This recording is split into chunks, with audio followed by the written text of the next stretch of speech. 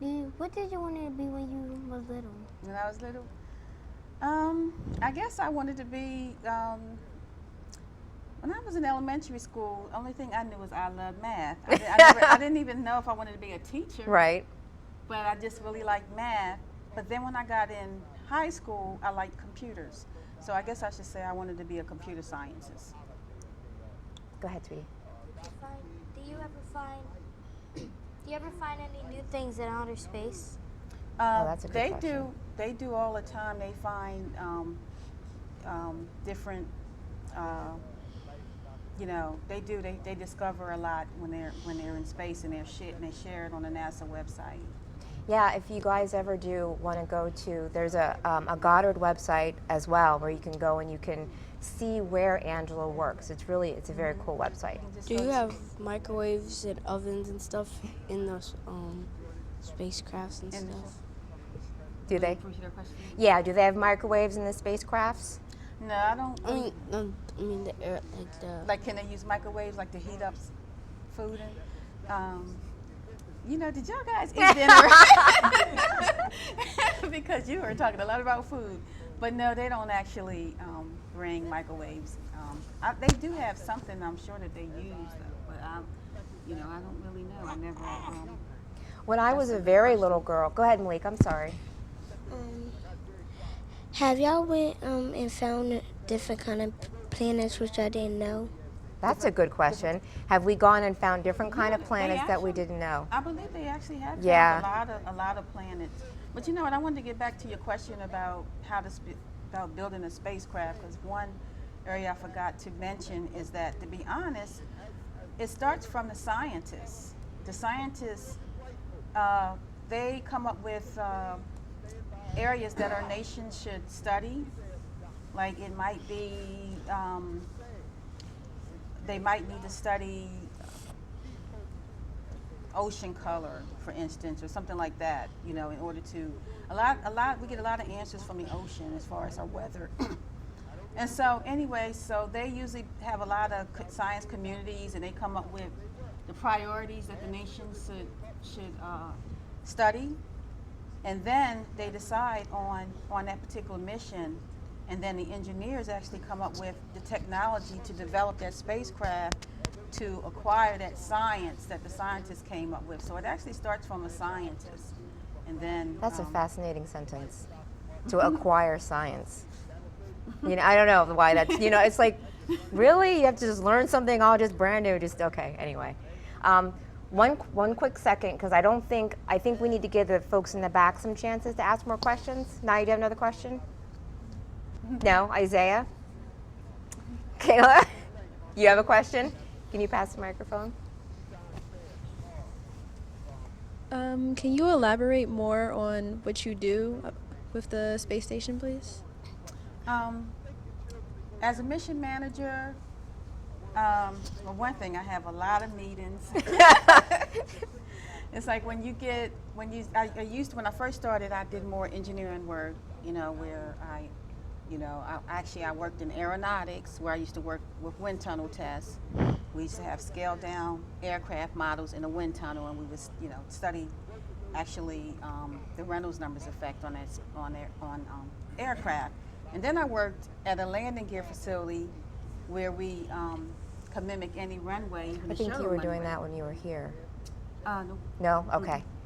But that's when I was doing real engineering work. Now, as a mission manager, I basically the actual missions are in different phases. We call them pre-formulation. That's when they actually try to do different studies and trades to find out what we call them instruments, which the instruments are what collect that science that we are trying to achieve.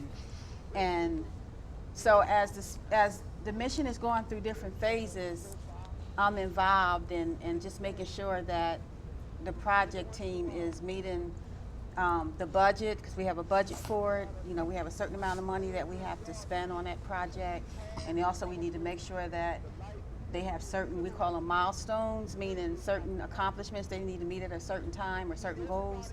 So I have to kind of oversee to make sure that they meet those milestones. And then also making sure that the technology is viable as well, and provide my technical input at the same time. So I'm providing, I guess we call it oversight to the project, because there's so many different layers of people that are working together as a team to get the project done.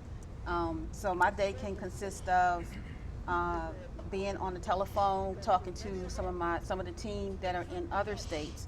I have one of my missions is actually in partnership with the French Space Agency. I was going to ask you that if you work with other countries as well. It's called SWOT, and it stands for Surface Water Ocean Topography. And basically, the science that it's getting is it was an oceanography and hydrology mission, and it's led out of one of the centers called the Jet Propulsion Laboratories, and that's where the Mars rover. Do you remember that? The little car on the Did Mars. you ever see pictures of that? Matter of fact, that's what I brought all you guys all that stuff, and I left it. My mother drove, so I left it in my car and not her car. But it's led out of the Jet Propulsion Laboratories. We call it JPL, which is in California. But it's also in partnership with the French agency, and then also the Canadian Space Agency has a little portion in it too.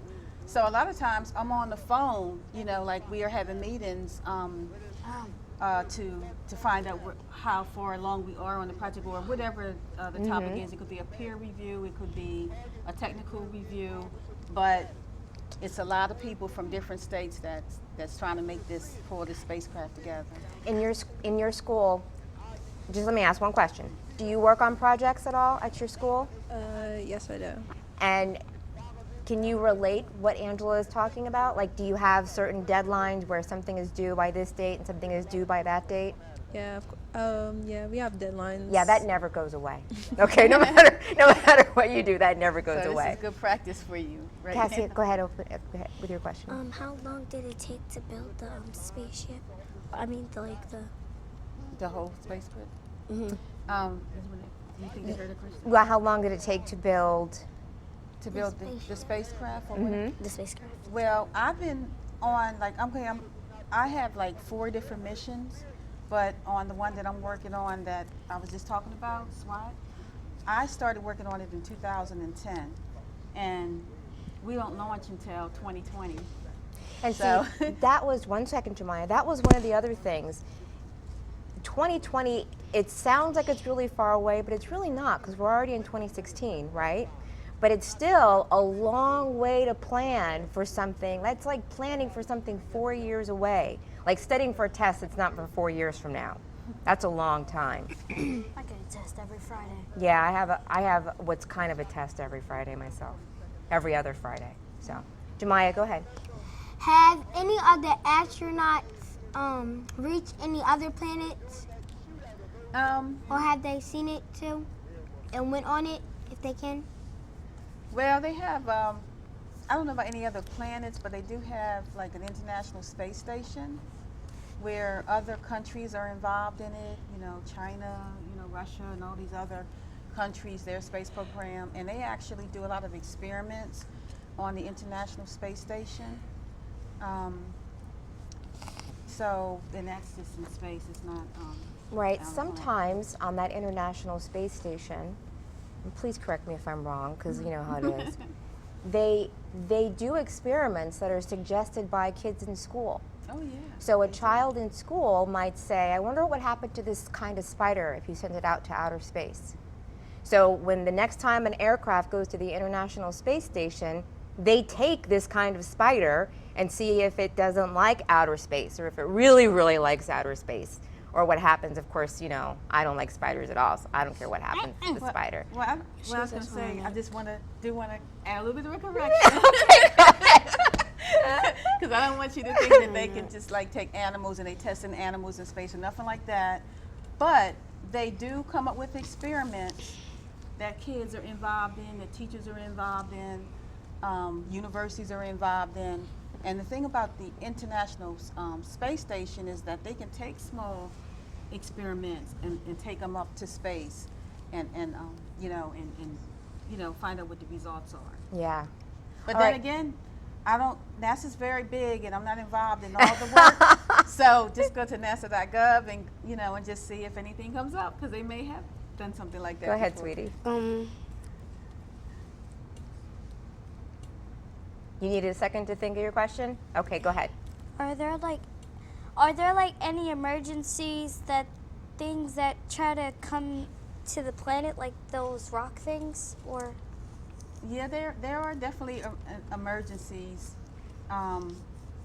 like possible impacts, or like some of the spacecraft's been up for a long time, way past their life, and so when they're ready to come back into the atmosphere, it breaks up, and they actually come up with a design so it can go into a certain particular area when it comes back into the Earth, but we had to be concerned about, we call it debris, like, and that just means, like you said, rocks and just whatever the particles that are breaking up, and so those are kind of like emergencies that there's also trained engineers to keep an eye on that and to figure out how they can maneuver, because some of that debris can also hurt another spacecraft. So they have to figure out how they can, like... We've seen that in movies. We know what that looks like. Yeah, we saw that in Gravity. I think we saw that, yeah. Go ahead, Malik. Oh, wait, he doesn't have a microphone. How far does the What was that? How far... does the... I have a question that might be the same. How far will your satellite go? Is that your question? Mm-hmm. Kinda? Well, it's a LEO, like they have certain orbits that they go in, and it's in the Leo orbit. So it's kind of hard to explain, but it goes pretty far, pretty high.